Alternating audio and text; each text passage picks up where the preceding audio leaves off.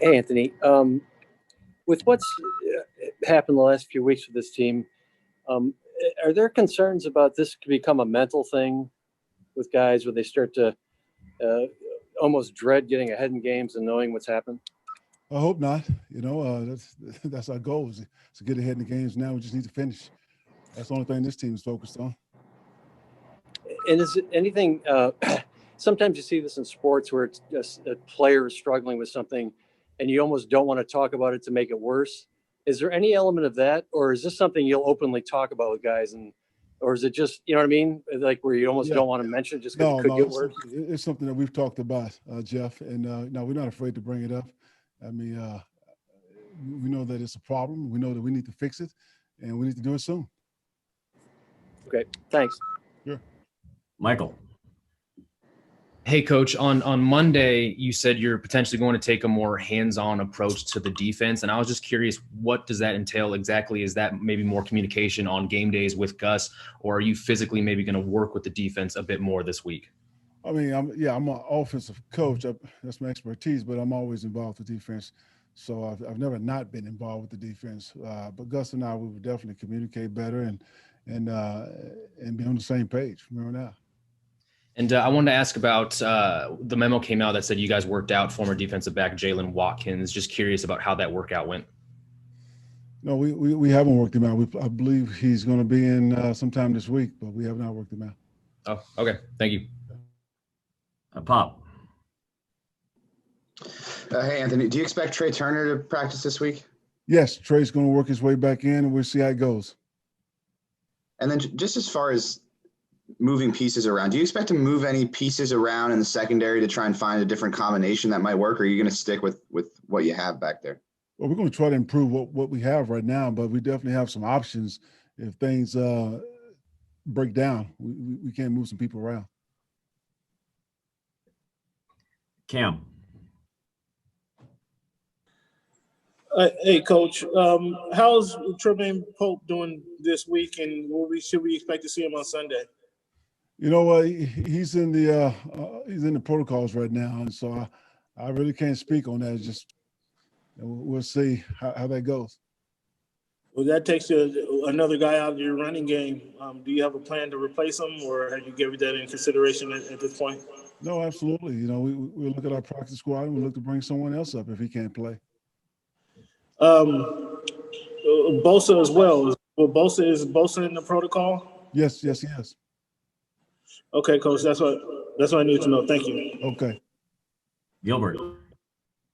Hey, Anthony, with Joshua Kelly, he kind of got lost in the shuffle, I think, because Pope had a hot hand.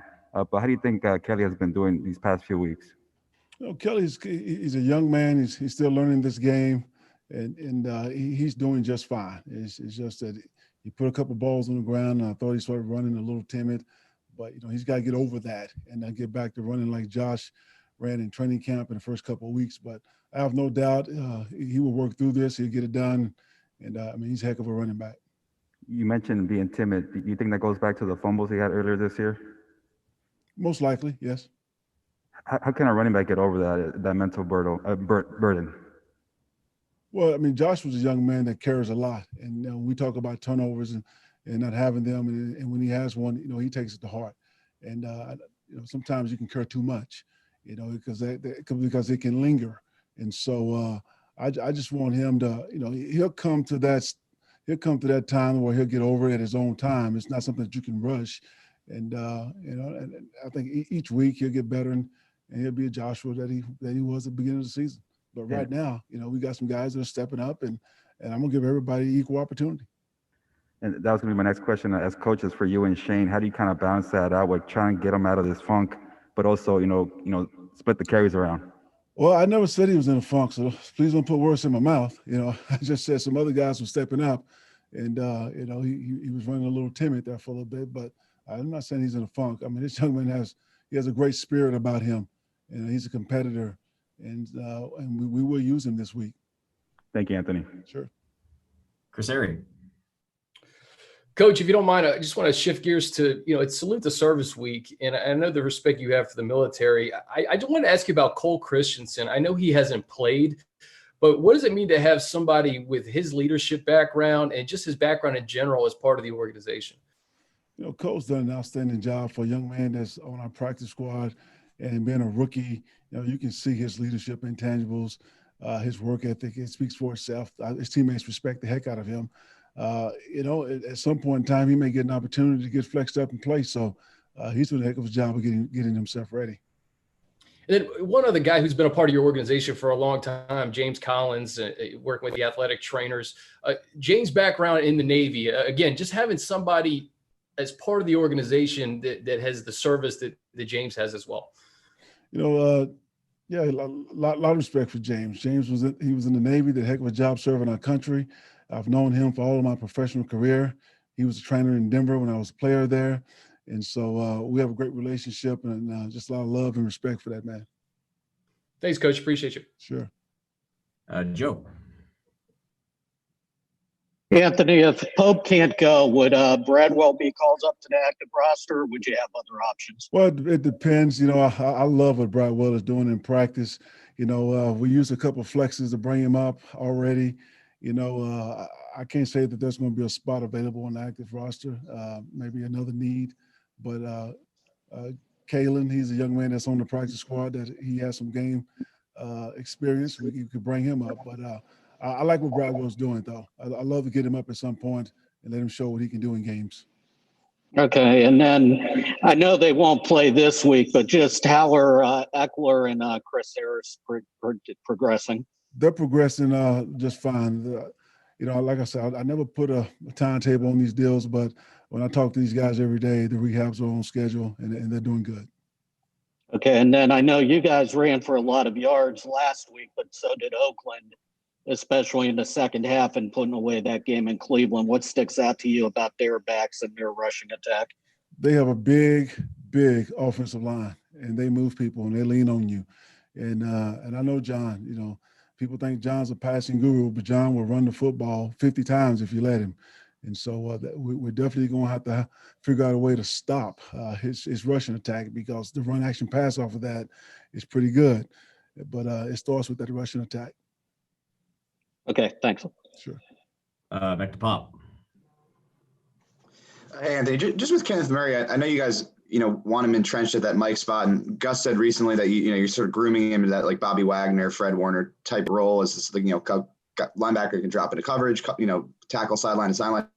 But his game is obviously really aggressive, and that's one of his strongest attributes. Do you feel like you guys are best utilizing his skill set right now? And just overall, how do you feel like you can maybe tap into that aggressiveness a little bit more? Well, I think lately we've been bringing him more, on pressures and trying to get running backs to block him and using him more in the pick stunts and pass game. So we are trying to use him a little bit more downhill. But, he's the Mike linebacker. He's the captain of our defense. He's got to learn the defense and all the calls and get people in the right positions and get himself in the right position. So he's got a lot on his plate for a rookie, but I think he's handled it pretty well. Thanks. Sure. Jeff. Anthony, Casey Hayward on Monday told us he was talking about the defense, and when the guy makes a mistake, it has the potential to be a huge mistake, which seems like it's happening a lot. Are there ways to mitigate that and kind of lower the risk, or is that something that just with Gus's system that's part of the deal, or is that just part of the deal in the NFL playing defense? No, I mean, guys have to take proper angles. Guys have to tackle when they're supposed to tackle. We have eraser tacklers, and we haven't made some of those plays, and we've taken some poor angles, and we've got to get better at those deals. But if we can't, then we have to change our scheme a little bit and do something differently. And Gus is ready to do that. So what Casey's talking about, is it more just individual play as opposed to something that's with the scheme? Casey takes a lot of accountability for his play, his teammates' play, and they do a good job in the back end of holding each other accountable. So, there's some things that they're working out back there that I know that's going to get corrected because they wanted to. And this system, for the first half, held the Broncos to a very few yards. So, I don't think you have to do too much to it, but you may have to tweak it a little bit at certain times. Okay, thanks. Fernando. Hey, Coach. Now that you got a chance to watch the film, how did you feel like Brian Bulaga performed coming back after being out for a couple of weeks? I thought Bryant performed well. You know, he started out a little slow, but he was a little tender there a little bit. But we pulled him in space, and you know, he came off on the ball. He pass protect well. It was good to have him back in there. What does his leadership mean to you guys on the offensive line, especially missing a guy like Mike Pouncey and having a veteran presence like Brian Bulaga? Just communication alone, it helps settle down to the young players. We started Cole Tone at right guard, first time he's ever started, you know, and played here in the game. So it helped Cole, I'm sure, tremendously. Thank you, Anthony. Sure.